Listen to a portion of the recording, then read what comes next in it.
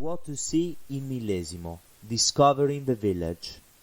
Millesimo is a pretty village located in the province of Savona, in the upper Bormida Valley, which is part of the most beautiful villages of Italy circuit. It is best known for its characteristic historic center, in which there is a typical medieval atmosphere, and for its feudal-style architecture, dating back to the 13th century. Millesimo's origins date back to Roman times. In fact, it seems that thanks to its strategic location, it was born as an outpost of the Roman Empire. The town was founded in 1206 along with the castles of Cengio, Coseria and Roccavignale, and was part of a quadrilateral protecting the road that connected Liguria to Piedmont. Not coincidentally, it is located along the route of the Via Amelia Scauri. Located not far from Agriturismo Le Girandole and Lake Osiglia, the village, despite its small size, is full of attractions. Let's discover together what to see in Millesimo. The Castle del Carretto. The Carretto Castle, located in a dominant position over the historic center, is one of the main attractions of the village. Also called Millesimo Castle, it was built by the De Carretto family, Marquises of Finale, Millesimo and Novello, to defend the town center. The castle was built with a structure based on a quadrangular plan, with two side towers and surrounded by fortified walls. The stone tower, keep and east wall are the oldest part of the buildings and date from the second half of the 13th century. Since 1989, it has been owned by the municipality of Millesimo. Today, classical music concerts and exhibitions are organized inside. The entrance fee to the castle, which also includes a visit to the nearby Villa Scarsella, is only €2. Access to the castle is always through the entrance to the villa. It is possible to visit both the ground floor and the second floor, where there are large windows from which you can admire the village from above, as well as the inner courtyard, not accessible. Villa Scarsella and the Bricktana Nature Park Museum. Villa Scarsella was built in 1855 by Giuseppe Scarsella, who along with the villa also bought the ruins of a castle. The mansion was later expanded in the late 1800s by Alberto Scarsella.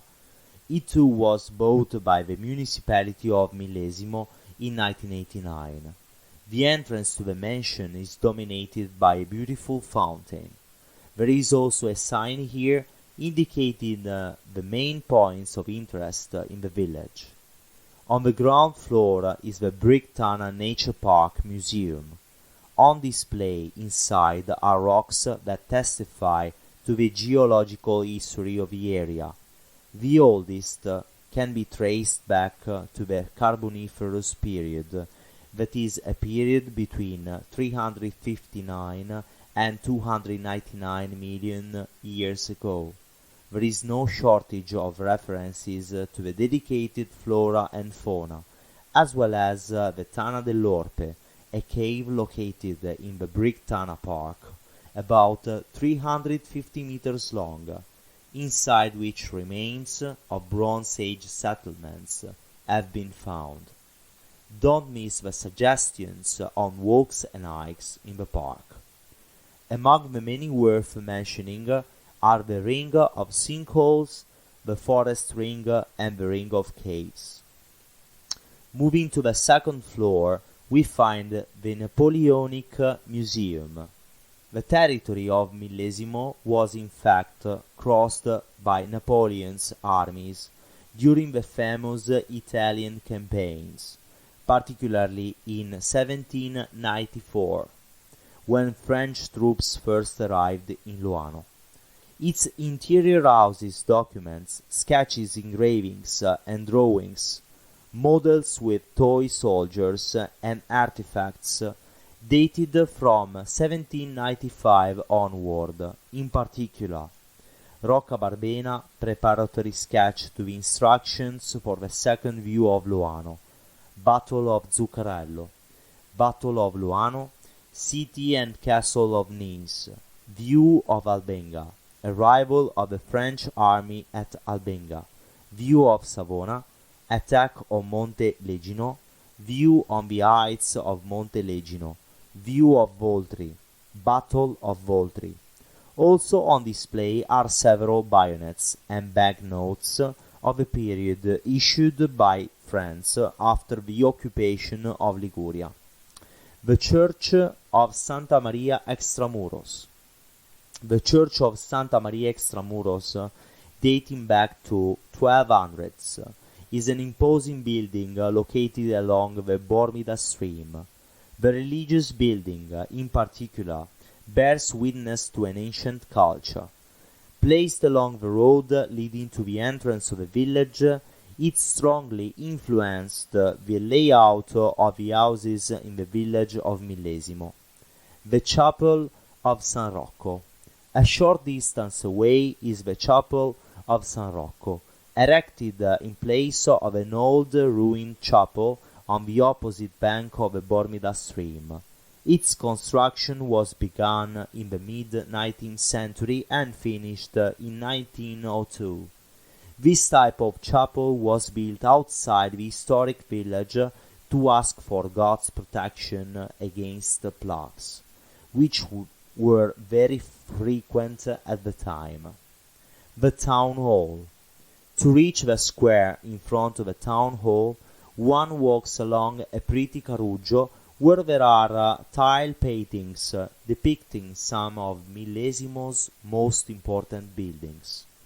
The construction of a Palazzo Comunale dates back to the 12th century.